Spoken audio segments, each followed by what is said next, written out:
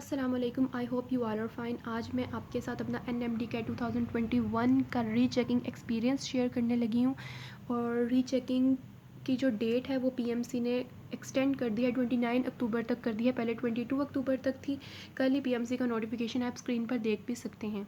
जो students rechecking करवाना चाहते हैं तो वो अब 29 अक्टूबर तक अप्लाई कर सकते हैं। मेरे जो NMD कैट के मार्क्स हैं वो पोस्ट एनालिसिस से पहले 159 थे। पोस्ट एनालिसिस के बाद मेरे 170 नंबर हो गए हैं और मेरे मैट्रिक के अंदर है 96% और FSC के अंदर है 93%। तो मैं आपको अब शॉर्टली रीचेकिंग का प्रोसेस एक्सप्लेन कर देती हूँ, मतलब कि किस तरह आप लोगों ने अप्लाई करना है।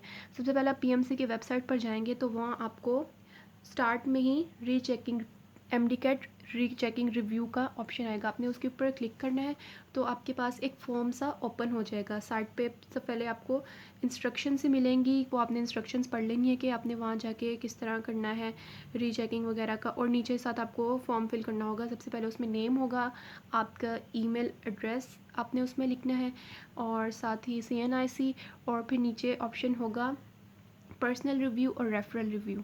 इन दोनों में फ़र्क ये है, पर्सनल रिव्यू में ये होता है कि आप अपना पेपर खुद जाके देखोगे।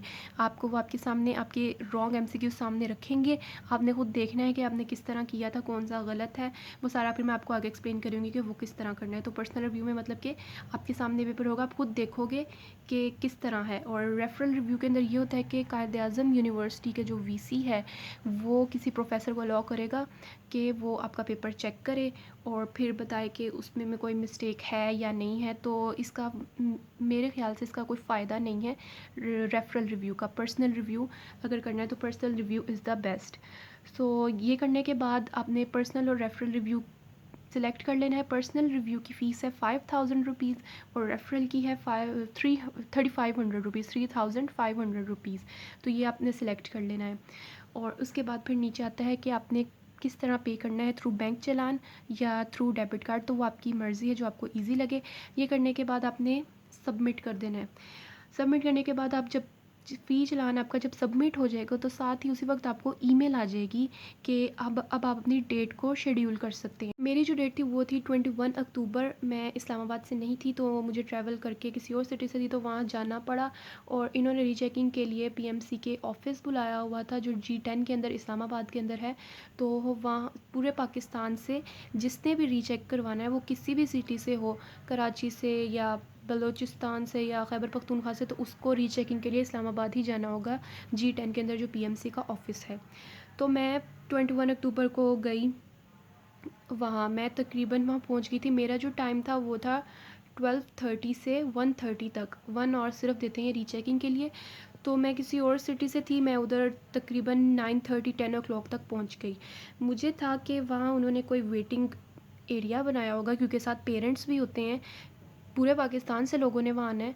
तो कोई वेटिंग एरिया बनाया होगा जहाँ हम बैठ के थोड़ा सा वेट करके फिर हमारी जब बारी आए हम अंदर चले जाएं। लेकिन मैं वहाँ जाके हैरान हो गई कि वहाँ इतने लोग आए हुए थे, कराची से, हैदराबाद से, कोयटा से, आज़ाद कश्मीर से, रावलाकोट, खैबर पख्तूनख्वा से लोग आए हुए थे, सियालकोट से, फैसलाबाद से, मतलब पूरे पाकिस्तान से वहाँ लोग आए हुए थे। और उन्होंने कोई वहाँ जगह नहीं बनाई हुई थी बैठने के लिए।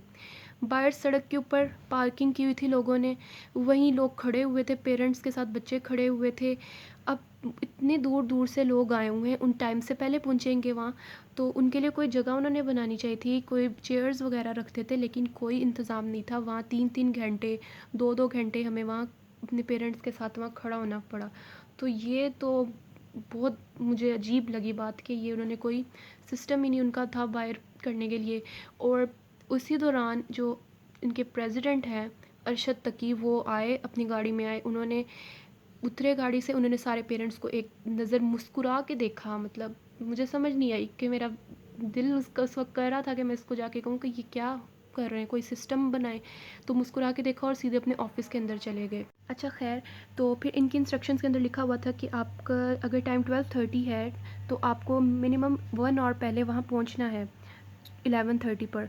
तो 11:30 जब हमने वहाँ से पता किया, वहाँ एक छोटा सा ऑफिस सा बना हुआ था बाहरी, वहाँ से आप बच्चों को वो कॉल कर रहे थे जिनकी रीचेकिंग थी। तो हमने पूछा तो वो कहते हैं अभी जिनका 10:30 का टाइम था अभी उनका प्रोसेस चल रहा है, तो अभी आप वेट करें। तो हमने वेट कर लिया। तकरीबन उन्होंने हमें 12:05 या 12:10 के अंदर कॉल किया और हमें बाहर ही ऑफ़िस के अंदर कार्ड्स वगैरह दिए, उसके ऊपर नंबर्स लिखे हुए थे। मेरा जो नंबर था वो 11 था। इसके बाद ऐसे तकरीबन हर बैच के अंदर टाइमिंग्स डिफरेंट थी। तो जो 12:30 वाला बैच था उसके अंदर तकरीबन 30 बच्चे थे। तो इस तरह उनको सबको कार्ड्स दे के अंदर एट लास्ट ऑफ़िस के अंदर भेज दिया। अब ऑफ़िस के अंदर जाने से अच्छा, और आपने सिर्फ अपना आईडी कार्ड लेकर जाना है और कुछ वहाँ की ज़रूरत नहीं है। वो सब कुछ आपसे ले रख लेंगे, आपका मोबाइल फ़ोन, कोई भी इलेक्ट्रॉनिक डिवाइस, वॉच वगैरह सब कुछ वो आपका रख लेंगे। सिर्फ आपको आईडी कार्ड या जो आपको वो नंबर देंगे कार्ड के अंदर, जैसे मेरा 11 था, और वो बस आप लेकर अंदर जाएंगे। आप अंदर जाएंगे तो सेकंड फ्लोर के ऊपर आपको वो एक रूम के अंदर थोड़ी देर बिठा देंगे। वो वह जगह थी जहाँ बैठने के लिए हमें मिली थी। तो वहाँ आपने बैठ जाना है। वो रूम वो था जहाँ इनकी प्रेस कॉन्फ्रेंस हुई थी। उस रूम के अंदर बिठाया, सामने पाकिस्तानी फ़्लैग लगा हुआ था और एक अली रज़ा और अरशद तकी की चेयर पड़ी हुई थी और हम उनके सामने, मतलब उन चेयर्स के सामने बैठे हुए थे। तो उस रूम के अंदर हमें थोड़ी देर वेट करवाया जब तक 30 बच्चे उस रूम में पूरे नहीं हो गए। सबको नंबर वाइज करके अंदर जब भेज दिया तो फिर हमें लेके गए वो 6th फ्लोर पे और 7th फ्लोर पे। 6th फ्लोर और 7th फ्लोर पे वो हमें लेके गए। इतनी सीढ़ियाँ चढ़ा कर लेकर गए हमें वो, मतलब वो सीढ़ियाँ ख़त्म ही नहीं हो रही थी। पहले एक हम थके हुए थे, 2-3 घंटे बाहर खड़े हुए थे, फिर ऊपर से वो सीढ़ियाँ चढ़ाकर हमें ऊपर 6th-7th फ्लोर पर लेके गए। वहाँ जाके इन्होंने फिर क्या किया कि रूम के अंदर 3 स्टूडेंट्स जा रहे थे और अपनी वेरिफिकेशन करवा रहे थे। आपको उधर क्या करना था कि अपना आईडी कार्ड देना था। वो आईडी कार्ड से वेरीफाई करते थे, आपसे नेम पूछते थे और आपको एक कोड देते थे, वेरिफिकेशन कोड, जो आपने टैबलेट में लगाना था। तो आपका पेपर आपके सामने आना था वो। तो वो मिल गया। वो मिलने के बाद जब तक उन 30 बच्चों की वेरिफिकेशन पूरी नहीं हुई, हमें फिर वहाँ उन्होंने खड़ा रखा। मतलब हम वहाँ ज़्यादातर खड़े होने ही गए थे। 30 बच्चों की वेरिफिकेशन एट लास्ट पूरी हो गई। फिर वो हमें एक रूम में लेके गए। हमें वहाँ फिर एक मैम ने सारा समझाया, इंस्ट्रक्शंस वगैरह दी कि आपने किस तरह पेपर अपना रीचेक करना है। इसके अंदर था ये कि आपको एक फॉर्म दिया जाएगा, उसके अंदर आपने अपना वो वेरिफिकेशन कोड लिखना है, नीचे डेट वगैरह और साइन वगैरह का ऑप्शन था और 3 कॉलम्स थे इसके अंदर। सबसे पहला जो कॉलम था वो था आपका कि आप अपना क्वेश्चन देखें, अगर उसकी आंसर की को इनकरेक्ट है, अगर पीएमसी की, तो वो आप उस कॉलम के अंदर टिक करेंगे।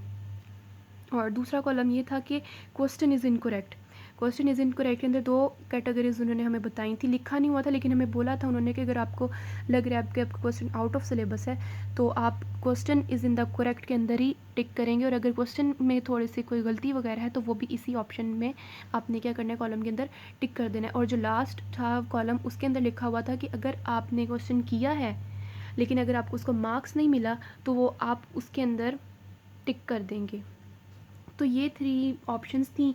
आपने उस हिसाब से अपना क्वेश्चन पेपर देखना था और उस हिसाब से आगे आपने कॉलम के अंदर टिक करते जाना था। और 1 आवर था हमारे पास और हमने सारा चेक करना था। मेरे पास जो क्वेश्चंस आए थे वो 40 ही आए थे। मेरे 170 क्योंकि पोस्ट एनालिसिस के बाद थे और 40 जो थे हमें मुझे दिए गए क्वेश्चंस। अच्छा, और इसके अंदर बात ये है कि जो मुझे पता था मेरे गलत हैं, कंफर्म था मुझे कि वो मेरे गलत हुए, वो उन गलत एमसीक्यूज़ में थे ही नहीं। ये मुझे बहुत हैरानी की बात लगी। और क्योंकि क्वेश्चंस उन्होंने आपको सिर्फ वही दिखाने, सारा पेपर नहीं दिखाएंगे, सिर्फ वो क्वेश्चंस दिखाएंगे कि जो आपके रॉन्ग थे, सिर्फ वही आपको दिखाए जाएंगे। तो उसके अंदर वो वाले क्वेश्चंस थे ही नहीं और वो क्वेश्चंस डाले हुए थे जो मेरे ठीक थे। और ये भी मैंने देखा कि मेरे जो 5 to 6 एमसीक्यूज़ थे, मैंने ऑप्शन सेलेक्ट किया हुआ था जैसे बी, लेकिन उधर क्लिक हुआ हुआ था ए।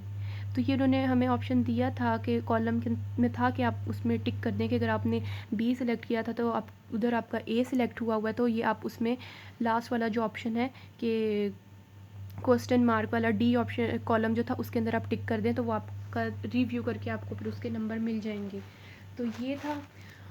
और कुछ ऐसा था कि इन्होंने क्वेश्चन के अंदर टेम्परिंग की हुई थी, मतलब कि मेरे पेपर में वो ऑप्शन पहले जब मैंने पेपर किया था उस वक्त मौजूद नहीं थे, लेकिन अब वो ऑप्शंस आए हुए थे, कुछ चेंजिंग वगैरह की हुई थी। मैं 100% श्योर थी कि ये ऑप्शन उस वक्त मेरे पेपर के टाइम पे मौजूद नहीं था लेकिन अब मौजूद था।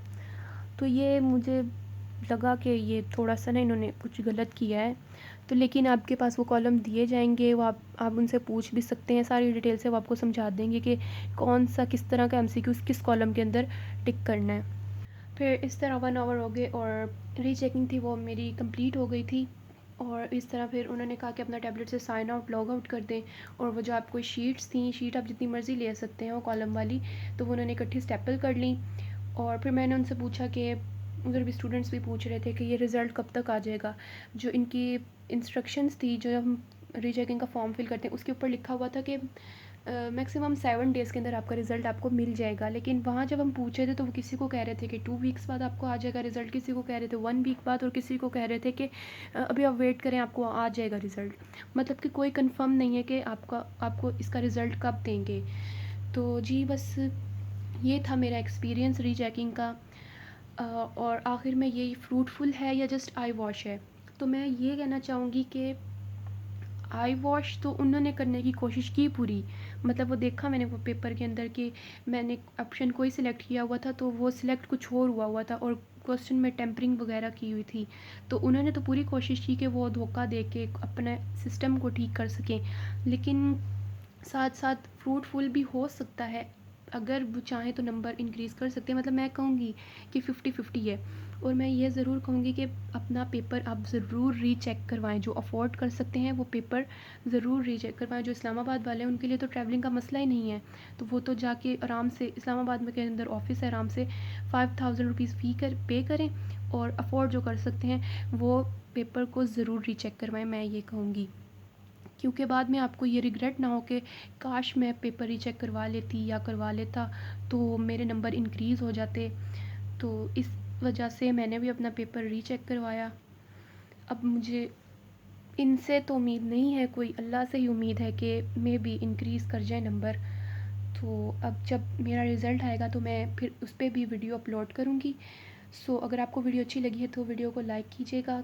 अगर कोई भी क्यूरीज़ हो एमडी कैट री चेकिंग के प्रोसेस के हवाले से तो वो आप कमेंट सेक्शन में पूछ सकते हैं। अपना ख्याल रखिएगा, मिलते हैं नेक्स्ट वीडियो में। अल्लाह हाफिज़।